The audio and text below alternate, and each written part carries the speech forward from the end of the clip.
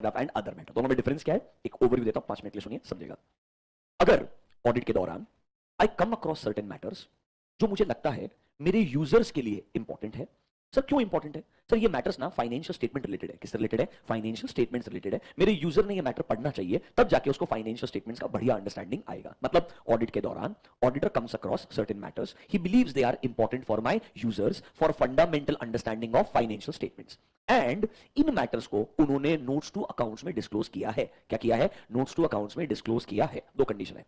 Audit के दौरान बहुत मैटर्स मिलते हैं सर, ये वो मैटर है जो फाइनेंशियल स्टेटमेंट्स में डिस्क्लोज्ड है, जो फाइनेंशियल स्टेटमेंट में क्या है? डिस्क्लोज्ड है, प्लस ये हमें लगता है इंपॉर्टेंट है। किसके लिए? यूजर्स के लिए। Sir why they are important? To understand fundamentally the financial statements, मतलब these matters are related to financial statements. Sir ये डिस्क्लोज भी है एंड हमें लगता है इंपॉर्टेंट है हमारे यूजर्स के लिए, तो हम इन मैटर्स को हमारे ऑडिट रिपोर्ट में एक हेडिंग में लिख सकते हैं। That heading is called as emphasis of matter paragraph. मतलब हम इस मैटर पे एम्फसाइज करना चाहते हैं, फोर्स करना चाहते हैं, हम चाहते हैं एज अ यूजर आप इस मैटर को पढ़े। ये है डेफिनेशन ऑफ ईओएम। एग्जांपल सुनो, आपने सब्सिक्वेंट इवेंट्स पढ़े, events occurring after balance sheet date, या तो दो टाइप के इवेंट होते हैं, एडजस्टिंग इवेंट, नॉन एडजस्टिंग। जो नॉन एडजस्टिंग वाला उसका डिस्क्लोजर आएगा, क्या ना, इसे वो इवेंट फाइनेंशियल स्टेटमेंट से रिलेटेड ही रहता है, तभी तो उसका डिस्क्लोजर दे रहे हैं आप लोग। अरे हाँ या ना? तो उसका जो डिस्क्लोजर दिया कहां देंगे? नोट्स टू अकाउंट्स में देंगे। तो वो सब्सिक्वेंट इवेंट को अपने ऑडिट रिपोर्ट में ईओएम हेडिंग के अंदर लिख देना। मैं आपको एग्जांपल दिखा दूंगा, ईओएम में वो मैटर लिखना और नोट्स टू अकाउंट्स का उसका क्या दे देना? रेफरेंस दे देना। This is called as EOM. इसके बहुत सारे एग्जांपल हो सकते हैं। कंपनी के कैसे पेंडिंग लिटिगेशंस होंगे, उनका नोट्स टू अकाउंट्स में डिस्क्लोजर आएगा। Have you heard of change in accounting policies?